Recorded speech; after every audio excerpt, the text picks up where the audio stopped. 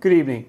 I'm Peter Reznicek from ShadowTrader.net. This is another edition of the ShadowTrader Video Weekly for Sunday, July 4th, 2021. Happy Independence Day to all the traders out there. The title of this week's video refers to the fact that I'm taking all of next week off. I will not be at my desk, I will not be trading, and I've cleared the decks mostly. I've got just one small trade on, it's Tesla. Not going to be a problem while I'm away, but if I was going to be trading next week and if I was going to be watching the markets, I wanted to leave you with a video telling you exactly what I would be looking at and paying attention to next week. Without further ado, let's get into it.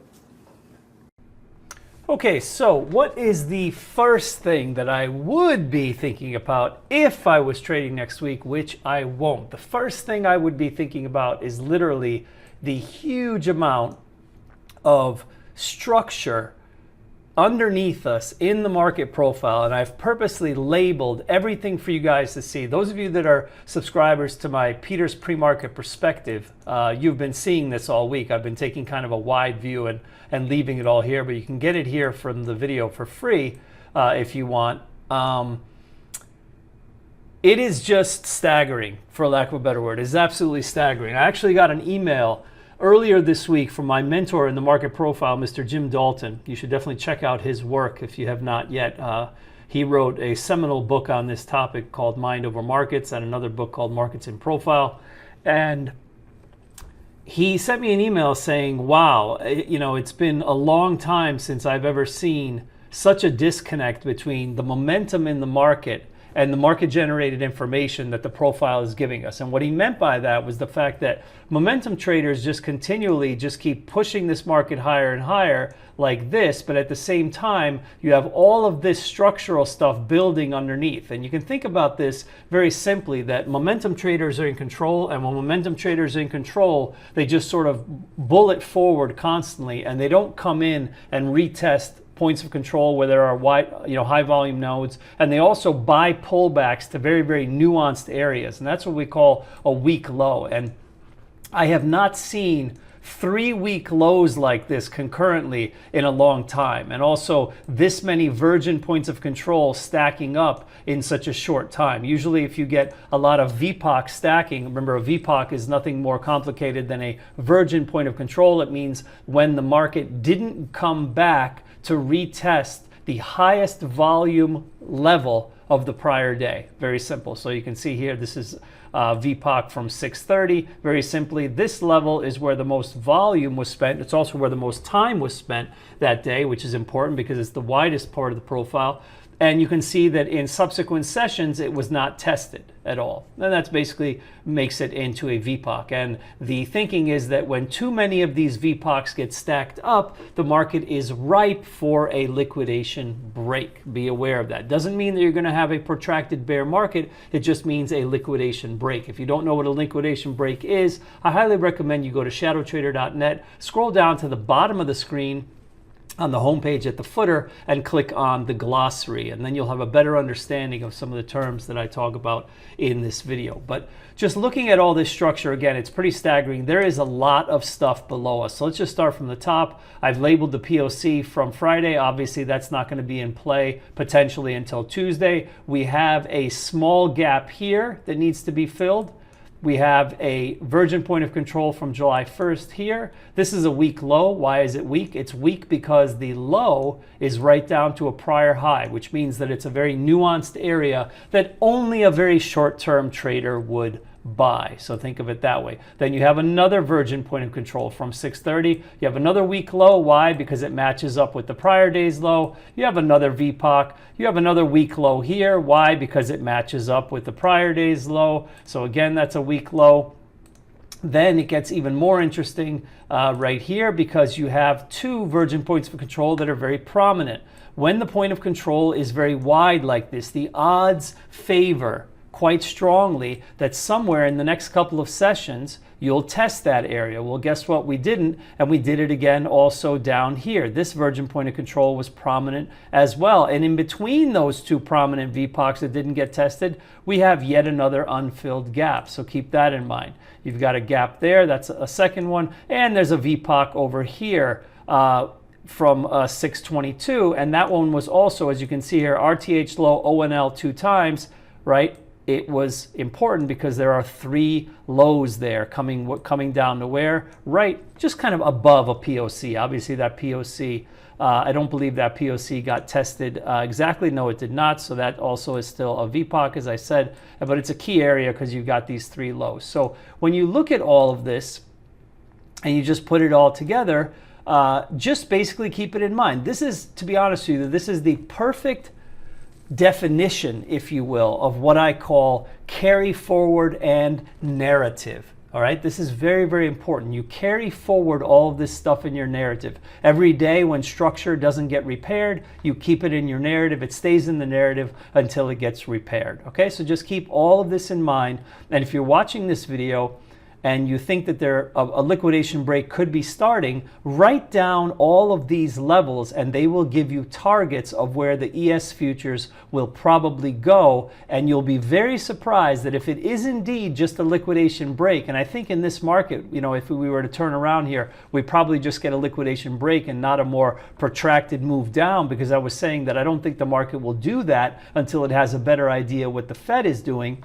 But in that case of a liquidation break, you watch and you'll be very surprised how it'll tear through a lot of these levels very, very quickly. It'll repair like a third or half of them, potentially even in one day. And then when it stops, it'll stop at one of those levels more than likely. It's very, very common that you'll see a prior point of control that wasn't tested be the low of the move or something like that. So all just market generated information that I want you to keep in mind and carry forward. Okay. The next thing I'd be looking at if I was trading next week, which I'm not, are the technicals. Obviously the S&P looks fantastic here. If there was going to be a pullback, I would think that the prior high area here would be a buy. Keep your eye on the 20 period moving average here and how far you are extended. This is something I used to look at a long time ago. I used to talk about 50-point extensions. Well, guess what? It's much higher now. 43.55 was the high on Friday, and this is roughly 42.55. So you've got 100 points roughly of overextension from the 20 MA. I would keep that in mind. That's oftentimes unsustainable and leads to a break when you get that high.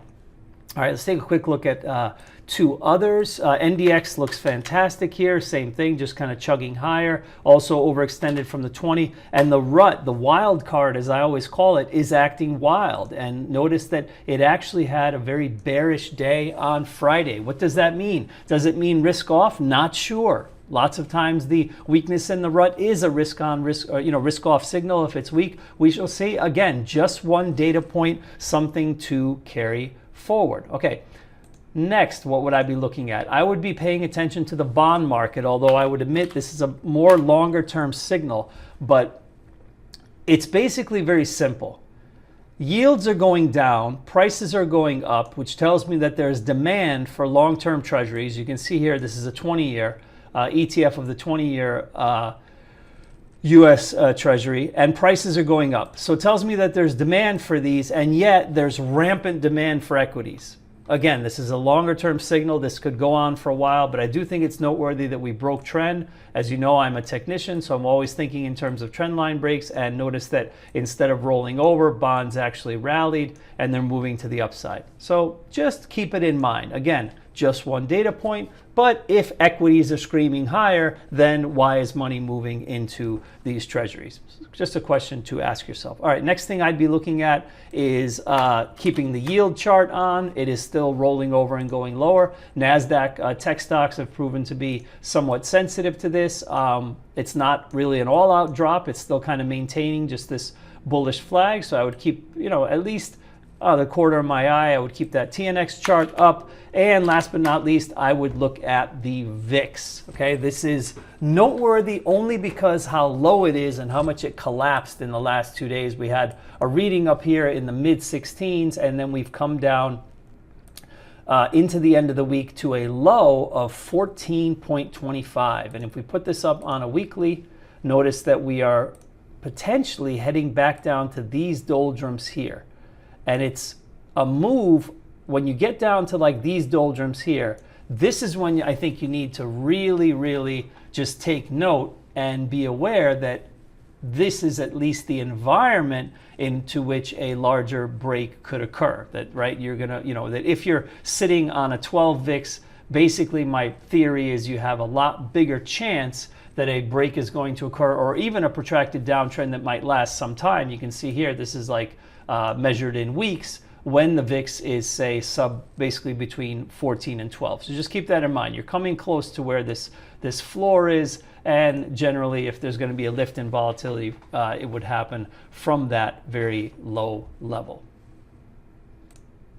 Okay, last but not least, before I leave on vacation, I like to leave as much information as I can with my weekly options advisory subscribers. So I actually put out a couple of kind of unofficial, very safe bearish calls that people could put on, just kind of in the money SPX call verticals and a wide butterfly for a couple of weeks out that didn't cost too much, very, very low risk. But I also left my subscribers with a very, very short list of stocks that I like should the market stay strong. One of them was Disney. I'm going to share that list with you right here. This pattern looks fantastic. Notice that the move here to the trend line was rejected, but rejected to a higher low. And then on Friday, we rallied back to the trend line. So I would imagine that at some point this is going to hook a bit higher like that. That's Delta India Sierra. That is Disney. Next one is Shake Shack. Notice the perfect trend line touch here and almost perfect trend line touch here. I like that when it's perfect. So I think the next touch sends it.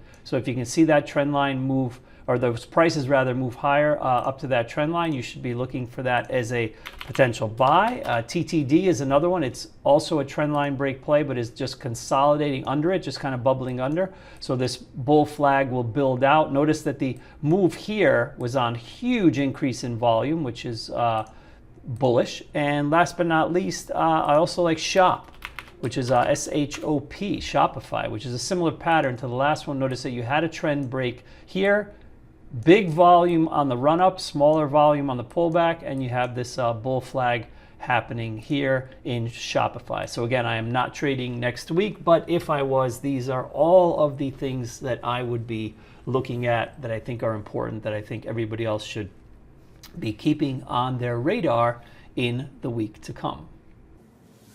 And that's all for this week. Thank you as always for spending just a little bit of your weekend with me. So let's recap some of the key concepts that we talked about in the video. We have a lot of structure beneath us, very nuanced in the market profile. It's important stuff to pay attention to. The main takeaway that I want you to understand from all of this is simply that momentum traders are clearly in control, and momentum traders only stay in control as long as momentum is going in their favor. And they are the type of traders that will liquidate a market relatively quickly. You can think of it as last in, first out. They're usually those people that are holding the bag at the top of the market. And I've shown you clear examples and proof as to the fact that these are shorter term traders because of the way they are acting. The fact that the market refuses to come in and test points of control. The fact that the market continually makes these weak lows, as we call them, where it comes down to very nuanced levels where short-term buyers are waiting. So just keep all of that in mind. Remember, the market can also stay irrational much longer than you can stay solvent. So don't take anything that you've heard in this video as a all-out bearish call or a recommendation that you should be shorting this market. I don't really know that more than anyone else. The market can stay moving in this sort of vein as long as it wants, but I feel it's my job to tell you that all these things are happening so that you're abreast of it and that you won't be completely surprised if a liquidation break was to occur. Next week there will be no video, as I will be away from my desk, as I said in the intro, so I'll be joining you once again on the ShadowTrader Weekly on, checking my calendar, on the 18th of July will be the next time we'll have a video after this one. On behalf of myself and the entire ShadowTrader team here in beautiful Philadelphia, Pennsylvania, as always, I wish you good trading, enjoy the holiday, and good night.